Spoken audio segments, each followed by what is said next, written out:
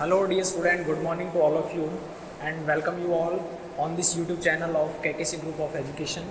My name is Anil Kumar. I am Assistant Professor of Zoology in KKC PG College of Sardar Shah. Today I am going to discuss with you all a topic of molecular biology, which is DNA replication. In this lecture, we will discuss what is DNA, what is replication, and all fundamental concept of about DNA replication. Now let's start.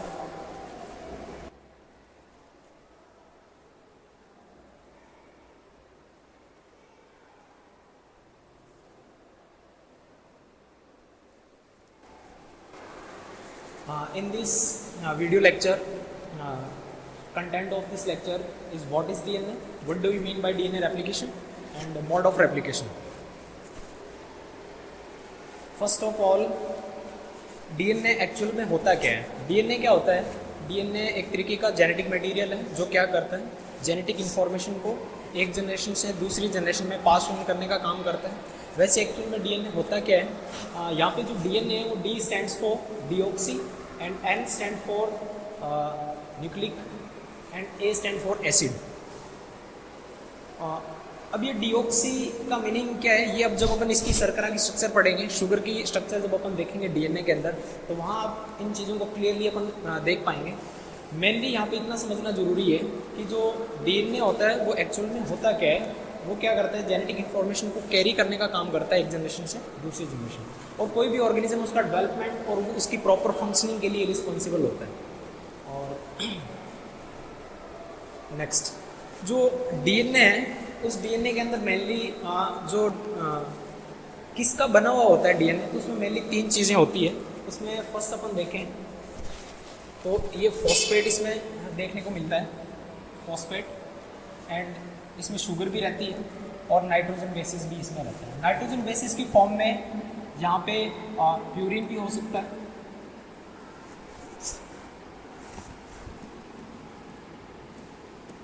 Purine and pyrimidine. जब ये तीनों चीजें आपस में मिल जाती हैं तो उसे अपन कहते हैं न्यूक्लियोटाइड्स. जब कई सारे न्यूक्लियोटाइड्स एक पॉलीमर में अरेंज हो जाते हैं तो वो डीएनए बन जाता है. अब ये न्यूक्लियोटाइड्स हैं किस तरीके से सक्सेसिव मैनर में अरेंज होते हैं. डीएनए रेप्लिकेशन की जब भी अपन बात करते हैं उसकी डायरेक्शन होती है वो हमेशा पढ़ी जाती है कि डीएनए रेप्लिकेशन हमेशा 5 to 3 प्राइम डायरेक्शन में ही होता है. अब ये 5 to 3 prime direction he DNA replication की क्यों होती है, इसके पीछे की वजह एक ये होती है. अब इसमें देखो आप, मेनली जब अपन डीएनए की बात करते हैं तो उसकी जो बैकबोन होती है, बैकबोन ऑफ डीएनए, वो मिलके बनती है शुगर एंड फॉस्फेट. ये दोनों चीज़ें डीएनए की बैकबोन बनाने का काम करते हैं. उसमें अब आप देख सकते हैं इसमें ये एक शुगर है जो कितने कार्बन की है, 5 कार्बन के, 5 कार्बन. राइबोज शर्करा इसे कहते हैं, राइबोज. अब इसमें ये फर्स्ट प्राइम कार्बन है, ये सेकंड प्राइम है, ये थर्ड प्राइम है. थर्ड प्राइम का जो कार्बन है वहाँ पे, वहाँ का जो OH है वो न्यूक्लियोफिलिक अटैक करता है किसके ऊपर, जो नेक्स्ट यहाँ पे जो शुगर रहती है उसके 5 प्राइम के ऊपर. तो यहाँ जो बॉन्ड बनता है वो बॉन्ड होता है फॉस्फोडाइएस्टर बॉन्ड. अब ये फॉस्फोडाइएस्टर बॉन्ड डाइएस्टर कैसे हो गया, क्योंकि एक एस्टर बॉन्ड यहाँ पे बन रहा है और दूसरा एस्टर बॉन्ड यहाँ पे बन रहा है. इसकी वजह से इसे क्या बोला जाता है, फॉस्फोडाइएस्टर बॉन्ड. इस तरीके से ये शुगर एंड फॉस्फेट की क्या बनती है, बैकबोन बनती है डीएनए. और मेनली इसके अंदर नाइट्रोजन बेसिस प्रेजेंट रहते हैं. यहाँ पे अपन बात करें तो ये ग्वानिन नाइट्रोजन बेस प्रेजेंट है. सेकेंड यहाँ पे साइटोसिन है. थर्ड इसमें थाइमिन नाइट्रोजन बेस है. अब ये नाइट्रोजन बेस शुगर के साथ जिस बॉन्ड के द्वारा जुड़ते हैं उस बॉन्ड को बोला जाता है ग्लाइकोसाइडिक बॉन्ड. क्या बोला जाता है, ग्लाइकोसाइडिक बॉन्ड. इस तरीके से एक पूरी चेन बनती है और ये चेन किसकी होती है, न्यूक्लियोटाइड्स की. इसमें बहुत सारे न्यूक्लियोटाइड्स अरेंज होते हैं और डीएनए फॉर्म हो जाता है. ये सिंपल फॉर्म होती है डीएनए की. और नेक्स्ट इसमें रहता है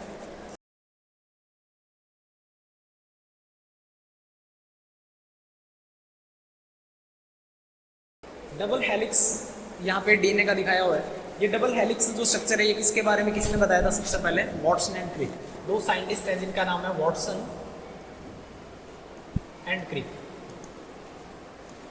इन्हें ये डबल डीएनए की डबल हैंडेड जो स्ट्रक्चर है वो बताई थी। और इसको प्रैक्टिकली इसको किसने बताया था भी डीएनए है वो सेमी कंजर्वेटिव मोड में मिलता है। जो डीएनए रेप्लिकेशन है, डीएनए रेप्लिकेशन उसका मोड ऑफ रेप्लिकेशन क्या होता है? Semi conservative. ये मोड ऑफ रेप्लिकेशन है, इसके बारे में बताया था एक साइंटिस्ट है जिसका नाम है मेसलसन एंड स्टॉल।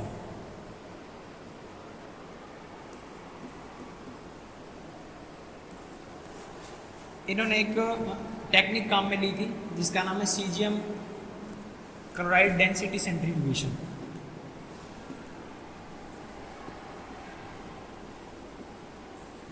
उस टेक्निक के द्वारा इन्होंने क्या बताया कि कोई भी डीएनए है वो semi conservative mode of replicate करता है। रेप्लिकेशन किस तरीके से करता है डीएनए? अब डीएनए प्रेजेंट कहाँ पे होता है, कैसे होता है? ये ह्यूमन सेल है, उसके अंदर ये न्यूक्लियस है, न्यूक्लियस के अंदर ये क्रोमोसोम है। जब अपन इस डीएनए को और ज़्यादा कॉम्पैक्ट फॉर्म में लेके चले जाते हैं तब इस तरीके की स्ट्रक्चर फॉर्म होती है। अब मोर कॉम्पैक्टेशन के लिए मेनली इसके अंदर कौन कौन से प्रोटीन इसमें रिस्पॉन्सिबल होते हैं? जब अपन बात करते हैं इसमें मेनली दो तरीके के प्रोटीन्स, इसमें एक प्रोटीन है जिसका नाम है हिस्टोन प्रोटीन। अब ये हिस्टोन प्रोटीन इसके ऊपर चार्ज होता है पॉजिटिव, और जो डीएनए होता है इसके ऊपर चार्ज होता है नेगेटिव। अब इसके ऊपर नेगेटिव चार्ज होता है वो किसकी वजह से होता है? फॉस्फेट की वजह से। और हिस्टोन प्रोटीन इसके पास आर्जिनिन एंड लाइसिन, इन अमीनो एसिड से ये रिच होते हैं स्टोन। अब ये स्टोन्स कितने तरीके के हो सकते हैं इसमें? जैसे H2A, H2B, H3 and H4, और एक इसमें लिंकर स्टोन होता है H1। ये जो स्टोन्स होते हैं ये आर्जिनिन एंड लाइसिन रिच होते हैं, इनके ऊपर चार्ज होता है पॉजिटिव, और पॉजिटिव एंड नेगेटिव के बीच में अट्रैक्शन होता है। नेगेटिव चार्ज होता है डीएनए के ऊपर, किसकी वजह से होता है? फॉस्फेट की वजह से। दोनों के बीच में अट्रैक्शन होता है, तो यहाँ पे न्यूक्लियोसोम फॉर्म करते हैं, इसमें और ज़्यादा कॉम्पैक्टेशन होता है, धीरे धीरे इस तरीके की सोलेनोइड बनती है, और इसमें जब और ज़्यादा कॉम्पैक्टेशन देखने को मिलता है इस तरीके की स्ट्रक्चर बन जाती है, इससे अपन क्या मिलता है आपके इसके अंदर मिलेगा। ओके, अब यहाँ पे डबल स्ट्रक्चर इसमें ये सारे हाइड्रोजन बेसिस हैं, इनको क्या कहते हैं? Hydrogen basis. इसमें फॉस्फेट, इसके अंदर एक एडिशन इसमें और कर सकते हैं हम शुगर, और शुगर भी महंगी कौन सी होती है? राइबोस शुगर होती है। कितने कार्बन की होती है? 5 कार्बन। और ये इसका पूरा एक हेलिक्स होता है। इसका डायरेक्ट की बात करें तो इसका डायरेक्ट है 34 एंगस्ट्रॉम इसकी लेते हैं। दो नाइट्रोजन बेस के बीच की डिस्टेंस रहती है वो 3.4 एंगस्ट्रॉम करते हैं, और ये स्टैंडर्ड फॉर्म होती है। ये किसी स्ट्रक्चर है बीडीएनए की स्ट्रक्चर, इस तरीके का डीएनए सिंपली अपने को देखने को मिलता है। रेप्लिकेशन से अपन क्या समझते हैं? What is DNA replication? Replication का मतलब है डबल करना। जैसे इसको समझा अपन, जैसे ये mainly DNA double strand form है डीएनए, इसको इस तरीके से एक फॉर्म इसकी अपन रेप्लिकेट कर रहे हैं, इसकी डुप्लीकेट कॉपी अपन बना रहे हैं। ये क्या है replication? DNA replication is the biological process to produce two identical replica जो अपने पास ओरिजिनल फॉर्म की पेरेंट डीएनए था उसकी अपन डबल कॉपी जब अपन बना लेते हैं तो वो चीज क्या कहलाती है? DNA replication. क्या क्या स्टेप्स रहते हैं डीएनए रेप्लिकेशन? फर्स्ट जो स्टेप होता है वो होता है initiation, second step is elongation and third is termination. Initiation step होता है उसमें डीएनए हेलिकेज एंजाइम काम करता है, सिंगल स्ट्रैंडेड प्रोटीन काम करता है, डीएनए टॉपोइसोमेरेज काम करता है, एंड आरएनए प्राइमेज काम करता है। इलॉन्गेशन के अंदर डीएनए पॉलीमरेज काम करता है, टर्मिनेशन के अंदर DNA polymerase first and DNA ligase. अब ये इस तरीके से काम करते हैं, इस नेक्स्ट डायग्राम में अपन देखते हैं। अब इसमें सिंपली आप देखो, यहाँ पे एक प्रोटीन दिखाया हुआ है, एक एंजाइम है जिसका नाम है हेलिकेज। हेलिकेज का क्या काम होता है? जो ये डबल स्ट्रैंडेड फॉर्म होती है डीएनए की, इसको ओपन अप करने का काम, इसको अनवाइंड करने का काम कौन करता है? इसके अंदर जो भी नाइट्रोजन बेसिस है, नाइट्रोजन बेसिस के बीच के जो हाइड्रोजन बॉन्ड है, इन हाइड्रोजन बॉन्ड को ब्रेक करने का काम कौन सा प्रोटीन करता है? हेलिकेज। अब यहाँ पे डबल स्ट्रैंडेड डीएनए था, इस डबल स्ट्रैंडेड डीएनए को सिंगल स्ट्रैंडेड में कन्वर्ट करने का काम कौन कर रहा है? ये हेलिकेज करता है। पहले इस साइड से डबल स्ट्रैंडेड था, डबल स्ट्रैंडेड से सिंगल स्ट्रैंडेड में कन्वर्ट करने का काम, ये एक सिंगल स्ट्रैंडेड बन गया, ये सिंगल स्ट्रैंडेड बन गया। इन सिंगल स्ट्रैंडेड में कन्वर्ट करने का काम ये हेलिकेज करता है। अब ये दोनों सिंगल स्ट्रैंडेड वाले जो स्ट्रैंड है सिंगल स्ट्रैंडेड, ये आपस में वापस से पॉलीगोनल हो जाएगा, वापस से ये बाइडेंट हो जाएगा। इसके लिए स्पेसिफिक प्रकार के यहाँ प्रोटीन है जिसका नाम होता है एसएसपी, शॉर्ट फॉर्म होती है एसएसपी। इन्हें सिंगल स्ट्रैंडेड बाइंडिंग प्रोटीन बोला जाता है।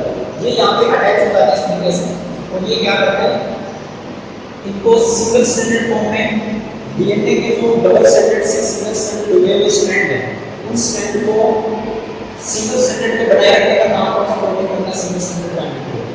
इसके बाद में ये पॉलीमरेज आता है और ये पॉलीमराइजेशन करता है। पॉलीमराइजेशन हमेशा डायरेक्ट होती है, पॉलीमरेज रखी जाती है, और इसमें एक स्ट्रैंड होता है वो कंटीन्यूअस बनता है, जिसे अपन बोलते हैं लीडिंग स्ट्रैंड, एंड एक स्ट्रैंड ऐसा होता है जो क्या होता है? डिसकंटीन्यूअस बनता है, जिसे बोला जाता है लैगिंग स्ट्रैंड। इसमें जो शॉर्ट सेगमेंट जो बन रहे हैं उन्हें ओकाजाकी फ्रैगमेंट्स बोला जाता है। क्यों बोला जाता है ओकाजाकी? क्योंकि साइंटिस्ट ने ओकाजाकी उन्होंने इसको क्या करा था? डिस्कवर करा था। तो सिंपल ये कंसेप्ट है। अब यहाँ पे इस तरीके की जो स्ट्रक्चर यहाँ पे फॉर्म हो जाती है, इसे बोला जाता है रेप्लिकेशन फॉर्म, जहाँ पे रेप्लिकेशन इनिशियली चल रहा है। एक है इसमें एक और एलिमेंट काम करता है जिसका नाम है प्रोफाइल या डीएनए गाइडेज, जिसे डीएनए गाइडेज भी बोला जाता है। इसका काम क्या होता है? इसका काम होता है जब डीएनए डबल स्ट्रैंडेड से सिंगल स्ट्रैंडेड में कन्वर्ट हो रहा होता है, तो उस केस में क्या होता है? आगे की तरफ स्ट्रैंड आता है, बनती है, और इसमें जब और ज्यादा आगे की तरफ यहाँ पे एंठन आती है, स्ट्रैंड आता है। उस स्ट्रैंड को कम करने के लिए ये टोपोआइसोमरेज है, ये दो तरीके के होते हैं। एक टोपोआइसोमरेज होता है फर्स्ट, और सेकंड होता है टोपोआइसोमरेज सेकंड। फर्स्ट होता है ये सिंगल स्ट्रैंडेड पे कट लगाता है, और जो सेकंड वाला होता है वो किस पे कट लगाता है? वो डबल स्ट्रैंडेड पे कट लगाता है। इसको एटीपी चाहिए होती है, एनर्जी इसको रिक्वायर्ड होती है, जो टोपोआइसोमरेज फर्स्ट होता है वो, और जो सेकंड वाला होता है उसे एनर्जी की इसमें जो फर्स्ट जो है, फर्स्ट को कोई भी एनर्जी रिक्वायर्ड नहीं होती, एंड सेकंड को एनर्जी रिक्वायर्ड होती है। एटीपी इसको चाहिए फंक्शन करने के लिए। ये डबल स्ट्रैंडेड पे कट लगाता है टोपोआइसोमरेज सेकंड, फर्स्ट है ये सिंगल स्ट्रैंडेड पे कट लगाएगा, इसको एनर्जी किसी तरीके की एनर्जी नहीं चाहिए। काम क्या होता है? जो डीएनए के अंदर जो स्ट्रैंड आ रहा है उस स्ट्रैंड को रिलीज करने का काम करते हैं ये दोनों। उसके बाद में डीएनए पॉलीमरेज है, ये पॉलीमराइजेशन करवाता है। इसमें एक स्ट्रैंड आपको दिख रहा है, ये स्ट्रैंड है पेरेंट स्ट्रैंड, पुराने वाला स्ट्रैंड है, और ये एक नया स्ट्रैंड इसमें सिंथेसाइज हो रहा है, ये न्यू स्ट्रैंड है। इस तरीके से डीएनए रेप्लिकेशन की प्रोसेस होती है। इसमें इस प्रोसेस को अपन एक टर्म से बता सकते हैं। ये जो प्रोसेस है इसे बोला जाता है सेमी डिसकंटिन्यूअस। सेमी डिसकंटिन्यूअस क्यों बोल रहे हैं? एक स्ट्रैंड तो इसमें कंटिन्यूसली बन रहा है, एक स्ट्रैंड क्या है? टुकड़ों में बन रहा है, सेगमेंट में बन रहा है। इस वजह से इस प्रोसेस को क्या बोला जाता है? Semi discontinuous. और एक यहाँ पे टर्म और आती है जिसे बोला जाता है सेमी कंजर्वेटिव। अब सेमी कंजर्वेटिव का मतलब क्या होता है? सेमी कंजर्वेटिव का मतलब है कि एक स्ट्रैंड तो पेरेंट वाला ही है, एक स्ट्रैंड नया बन रहा है। मतलब एक स्ट्रैंड पुराने वाला अपने पास प्रेजेंट है, तो हाफ इसमें कंजर्व रहता है, हाफ नया बन जाता है। इस वजह से ये मोड ऑफ रेप्लिकेशन क्या कहलाता है? Semi conservative mode of replication. सबसे पहले इसके बारे में बताया किसने था? मेसेल्सन और स्टॉल ने caesium chloride density centrifugation technique उन्होंने काम में ली थी।